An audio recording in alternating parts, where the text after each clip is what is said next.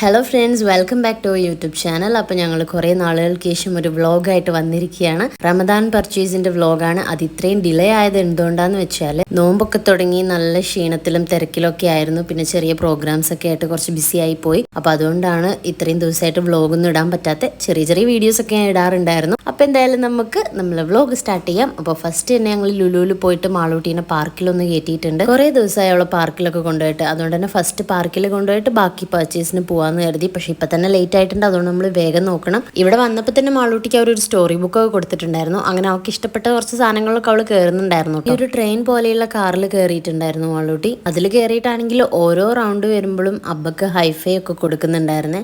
പിന്നെ അവളുടെ വിചാരം അവൾ ഡ്രൈവ് ചെയ്യുന്നത് കൊണ്ടാണ് ഇത് റൊട്ടേറ്റ് ചെയ്തൊക്കെ പോകുന്നത് എന്നാണ്. അതിൽ നിന്ന് ഇറങ്ങിയപ്പോൾ ഞാൻ മാളൂട്ടീനോട് പറഞ്ഞു അവിടെ ഒരു യന്ത്രൂഞ്ഞാലുണ്ട്, അതും ചെറിയ കുട്ടികൾക്ക് പറ്റിയത് തന്നെയാണ്, അപ്പോൾ അതിലൊന്ന് ട്രൈ ചെയ്തൊക്കെ പറഞ്ഞു. ബട്ട് അത് അവൾക്ക് പേടിയാന്ന് പറഞ്ഞിട്ട് അവൾ വീഡിയോ ഗെയിംസ് ഒക്കെ ട്രൈ ചെയ്യുന്നുണ്ടായിരുന്നു. ഫസ്റ്റ് കടലിൻ്റെ ഉള്ളിൽ കൂടെ പോകുന്നൊരു വീഡിയോ ഗെയിം ഉണ്ടായിരുന്നു, പിന്നെ ജംഗിളിൻ്റെ തീമൊക്കെ വരുന്നൊരു വീഡിയോ ഗെയിം ഉണ്ടായിരുന്നു.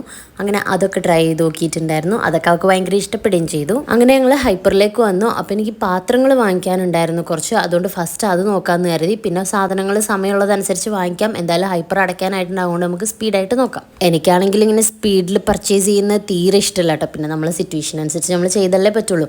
അങ്ങനെ അത്യാവശ്യ സാധനങ്ങളൊക്കെ ഞാൻ നോട്ട് ചെയ്ത് കൊണ്ടുവന്നിട്ടുണ്ടായിരുന്നു. അപ്പോൾ അതൊക്കെ നോക്കിയിട്ട് വാങ്ങി. ചോക്കോസും കെലോഗ്സും ഒക്കെ എന്തിനാ നോമ്പിന് വാങ്ങിക്കുന്നത് നിങ്ങൾ വിചാരിക്കും. അപ്പോൾ മാളൂട്ടി ഉള്ളതുകൊണ്ട് അവൾക്ക് കൊടുക്കാൻ വേണ്ടിയിട്ട് വാങ്ങിക്കുന്നതാണ്. ഓട്സ് പിന്നെ മൂബിക്കായും കഴിക്കും കേട്ടോ അത്താഴത്തിനൊക്കെ എഴുന്നേൽക്കുമ്പോൾ ചില സമയത്ത്. പിന്നെ കുറച്ച് മസാലപ്പൊടികൾ വാങ്ങിച്ചിട്ടുണ്ട്. പിന്നെ പത്തിരിപ്പൊടിയൊക്കെ കുറച്ച് വീട്ടിലുണ്ട്, അപ്പോൾ അതൊക്കെ കഴിയുമ്പോൾ വാങ്ങിക്കാമെന്ന് കരുതി. പിന്നെ ഞങ്ങൾ മാത്രമല്ലേ ഉള്ളൂ. പിന്നെ മൈദപ്പൊടി, റവ, പുട്ടുപൊടി അങ്ങനെയുള്ളതൊക്കെ ലൂസ് വാങ്ങിക്കാൻ കേട്ടോ ചെയ്യാറ് ഇവിടുന്ന്. ഞങ്ങൾ നോമ്പിന് ഡെയിലി പത്തിരി ഒന്നും അല്ല ഉണ്ടാക്കാറ്. പത്തിരി കൂടുതലായിട്ട് ഉണ്ടാക്കും, എന്നാലും പുട്ടും ദോശയും വെള്ളപ്പവും അങ്ങനെ എല്ലാം മാറി മാറി ഉണ്ടാക്കാറുണ്ട് കേട്ടോ. ഇനി നമുക്ക് ഡേറ്റ്സ് വാങ്ങിക്കണം. നോമ്പായതുകൊണ്ട് ഡേറ്റ്സ് ഒക്കെ നല്ല ഡെക്കറേറ്റ് ചെയ്ത് അടിപൊളിയായിട്ട് അവിടെ വെച്ചിട്ടുണ്ട് കേട്ടോ. പിന്നെ കുറച്ച് സാലഡ് ലീവ്സ് ഒക്കെ വാങ്ങിച്ചിട്ടുണ്ട്. പിന്നെ ചീസ്, ബട്ടർ, പിന്നെ ഒരു ബോട്ടിൽ ജ്യൂസ് വാങ്ങിച്ചിട്ടുണ്ട് ഞാൻ.